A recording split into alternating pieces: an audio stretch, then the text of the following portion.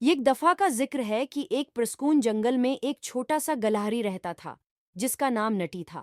نٹی بہت چنچل اور تجسس سے بھرا ہوا تھا۔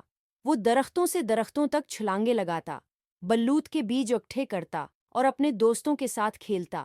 ایک دن تم اسے پالو گے میرے پیارے، اس کی دادی نے کہا تھا، لیکن یاد رکھنا تمہیں بہادر، مہربان اور ہمیشہ اپنے آپ پر یقین رکھنا ہوگا۔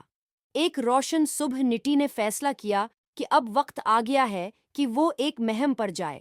وہ جادوئی درخت کو تلاش کرنا چاہتا تھا اور اپنی خواہش خود مانگنا چاہتا تھا۔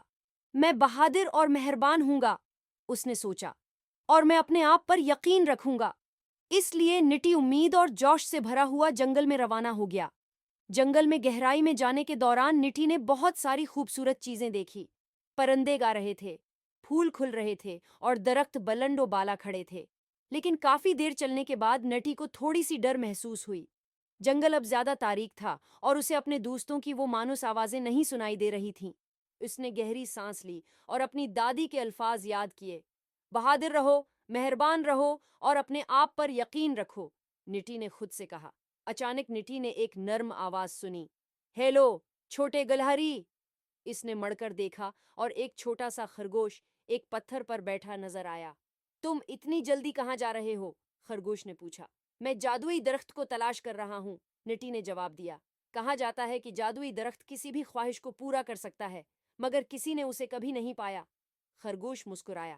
میں جانتا ہوں جہاں جادوئی درخت ہے، اس نے کہا، لیکن تمہیں مجھ سے ایک وعدہ کرنا ہوگا۔ تمہیں راستے میں کسی بھی محتاج کی مدد کرنی ہوگی۔ نٹی نے جوش سے سر ہلایا۔ میں وعدہ کرتا ہوں، اس نے کہا، اور خرگوش کی رہنمائی کے ساتھ نٹی نے اپنی مہم جاری رکھی۔ اس دوران نٹی نے بہت سے جانوروں کی مدد کی جو ضرورت مند تھے۔ اس نے ایک پرندے کی مدد کی جس کا پر زخمی تھا، ایک بھوکے ہرن کو کھانا دیا اور ایک چھوٹے سے چوہے کو اس کا گھر ڈھونڈنے میں مدد کی۔ خرگوش نے نٹی کی طرف مڑ کر کہا، تم نے بہادری، مہربانی اور اپنے آپ سے سچائی دکھائی ہے، اب اپنی خواہش مانگ لو۔ نٹی نے ایک لمحے کے لیے سوچا۔